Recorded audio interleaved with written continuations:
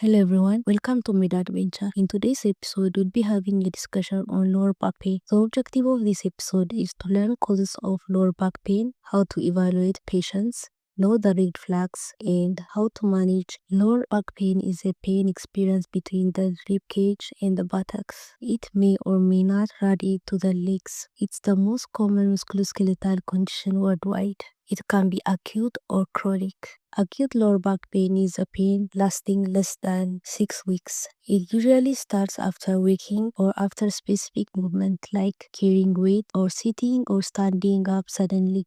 Acute lower back pain is one of the most common reasons for seeking medical care in emergency units. It's the second leading cause of work absence. Approximately 30% of patients with acute back pain develop chronic pain or may not recover within 6 months or have recurrent episodes of lower back pain. Now, let's see causes of lower back pain. The causes for lower back pain are variable and multiple. This includes age-related degeneration, malignancy, trauma, infection, seronegative inflammatory spondyloarthropathies, or it can be non-specific. That is, no specific cause has been identified, and most non-specific pain are probably results of exaggerated or sustained muscle spasm. Next, let's see how to approach patients with lower back pain. The most important thing is to identify red flags or signs of severe underlying diseases like fractures, tumors, or infections. It's also important to rule out differential diagnosis. Proper history with comprehensive physical examinations are crucial. When taking history, it's important to include onset of pain, its nature, like whether it's sharp or dull, the site, the duration, the frequency, things that aggravate or relieve the pain, associated symptoms, whether the pain radiates or not, and if there is night pain. History of cancer, especially in case of blood involvement, recent rapid weight loss, urinary incontinence or irritation, prolonged use of corticosteroids, osteoporosis, extreme age like greater than 70 years, fever, previous back surgery, major trauma, weakness or loss of strength in the legs are important. Full neurological examination should include assessing for loss of sensation, reduced or brisk reflexes, and the range of movement and tenderness. The patient's gait posture should also be noted. Compression of L1 to L3 roots causes pain in the hip or thigh, and compression of roots L4, L5, and S1 results in pain in the posterior thigh leg, which reaches all the way to the foot. This type of pain is called sciatica. Sciatica or lumbar sacral radiculopathy is a clinical diagnosis. Examination finding may reveal that positive straight leg rise and neurological deficit associated with affected nerve root. The most common cause for sciatica is age-related intervertebral disc herniation. Foraminal and soft tissue stenosis are other causes. Another thing to note while doing physical examination is Cauda-Equina syndrome.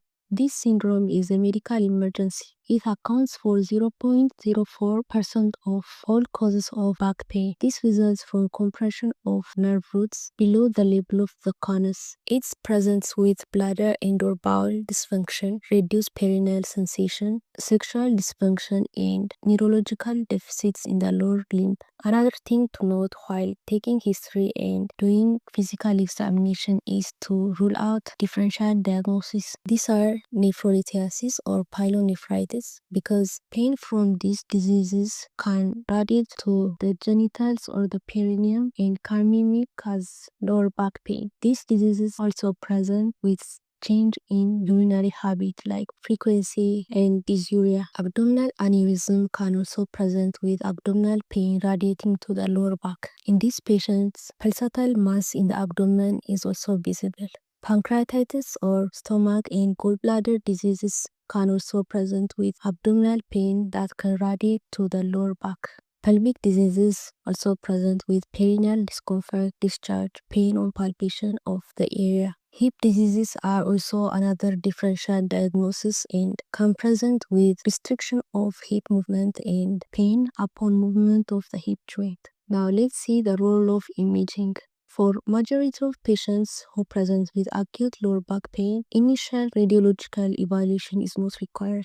The presence of red flags necessitates imaging, and MRI is the imaging modality of choice. It allows excellent evaluation of the bones, ligaments, and neural component of the spine. If MRI is not available, CT is the next best choice. Plain X-rays are widely available, but they have low diagnostic sensitivity and specificity. Now let's see how laboratory tests help in approaching patients with lower back pain. Laboratory tests have little use in most cases, but they play a major role when we suspect spinal infection, like primary or post-operative discitis. Complete blood count, blood culture, and evidence of inflammatory activities help in diagnosis. Laboratory tests are also helpful in ruling in or ruling out differential diagnoses we discussed earlier. For example, urine analysis can help in ruling in or ruling out pyelonephritis. Lipase level can be assessed in suspected pancreatitis. Next, let's see how to manage patients with lower back pain.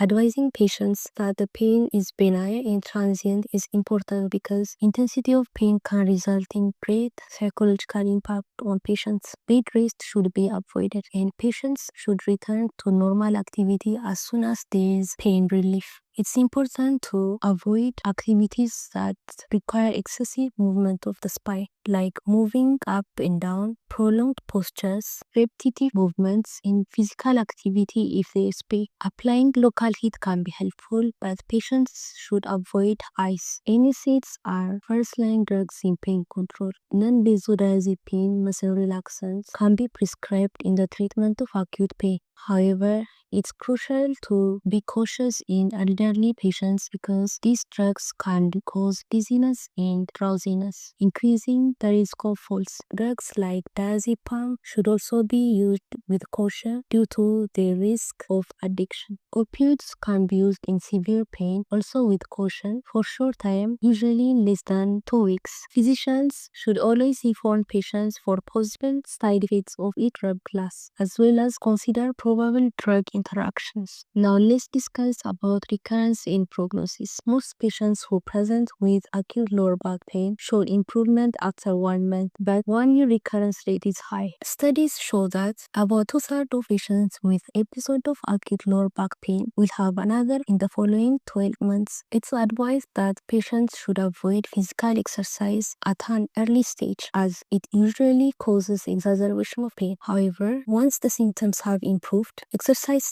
like muscle strengthening and stretching improve overall physical condition and they are recommended. Weight loss is also indicated. Therefore, it's important to encourage patients to change their lifestyle, adopt healthy habits, and incorporate physical activity in their daily routine. Dietary changes are also important as they promote health and prevent weight gain. These activities also avoid relapse. Thank you guys for watching this episode. Hope the presentation has been helpful. These are my references if you want to have a deep insight into the topic. Please don't forget to like, share, and subscribe for more.